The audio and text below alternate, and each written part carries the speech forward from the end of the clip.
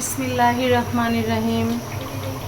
মনটা ভালো না, তবুও তো কাজ করতে হবে, রান্না করতে হবে, সব কিছুই চালাতে হবে। যতদিন বেঁচে আছি এভাবেই তো জীবন চলবে আমাদের সবার। তো দুপুরে রান্নায় চলে আসলাম, রান্না করছি গরুর মাংস।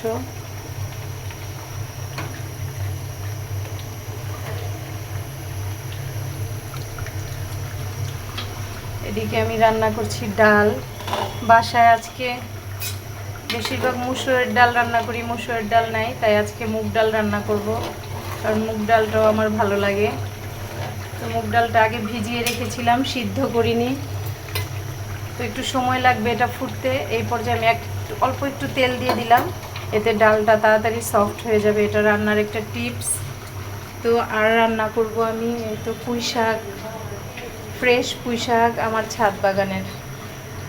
তো আমার বাগানের শাকগুলি আসলে দেখলেই আমার অনেক ভালো লাগে, কারণ নিজের বাগান, নিজের হাতে লাগানো ফ্রেশ পুঁই শাক ছাদ থেকে নিয়ে এসে রেডি করলাম। এখন এটা রান্না করব। আর এদিকে করব কাঁকরোল ভাজি। কাঁকরোল ভাজাটা আমরা সবাই পছন্দ করি, সেটাও করব। তো রান্নার জন্য তো সব কিছু রেডি করে নিয়ে রান্না হচ্ছে। আমার অনেক কাছের বসুম ফ্রেন্ড বলা চলে, ওই মারা গেল। ওর আসলে 6 মান্থ আগে কিডনি ফেলিউর হয়ে গেছিলো, দুইটাই। এই কষ্টের কথা আসলে আমার এত তাড়াতাড়ি শেয়ার করতে হবে এটা আমি কখনোই ভাবি নাই। আমি ভাবতেই পারি নাই ও এত তাড়াতাড়ি আমাদের ছেড়ে চলে যাবে, বাট চলে তো গেল। 6 মান্থ ও নিজের সাথে যুদ্ধ করছে। ও ডায়ালাইসিস করছে। ডায়ালাইসিস যে কত কষ্টের, একদিন আমি ওর পাশে ছিলাম, সেদিন দেখছি।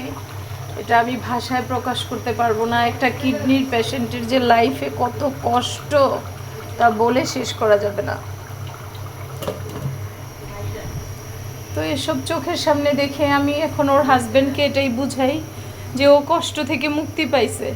ও বেঁচে থাকলে আরও কষ্ট করতো, ও কষ্ট থেকে মুক্তি পাইছে, এই সান্ত্বনা নিয়েই আমাদের বাঁচতে হবে। এই মুহূর্তে শুধু এটাই বলবো।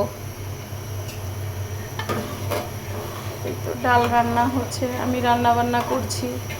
বসে থাকতে তো আর পারবো না। 2 দিন তো একেবারেই বসেই ছিলাম ওর জন্য। খুব খারাপ লাগতো। ও আমাকে এত ভালোবাসতো, এটা বলে শেষ করা যাবে না। ভালোবাসায় ও আমাকে পরিপূর্ণ করে রেখে গেছে। যত জীবন আমি নামাজ পড়ে হাত তুলব, তত জীবন ওর জন্য আমার চোখে পানি পড়বে।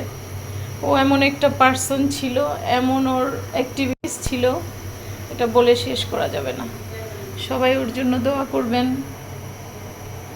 এটাই বলবো, আর কিছু বলার নাই। আসলে জীবন চলার জন্য চলতেই থাকে, আমরা সবাই জানি।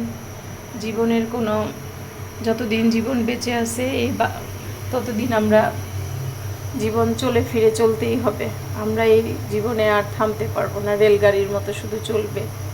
যেদিন আমরা শেষ করে পরপারে চলে যাব, সেই দিন হয়তো বা আমাদের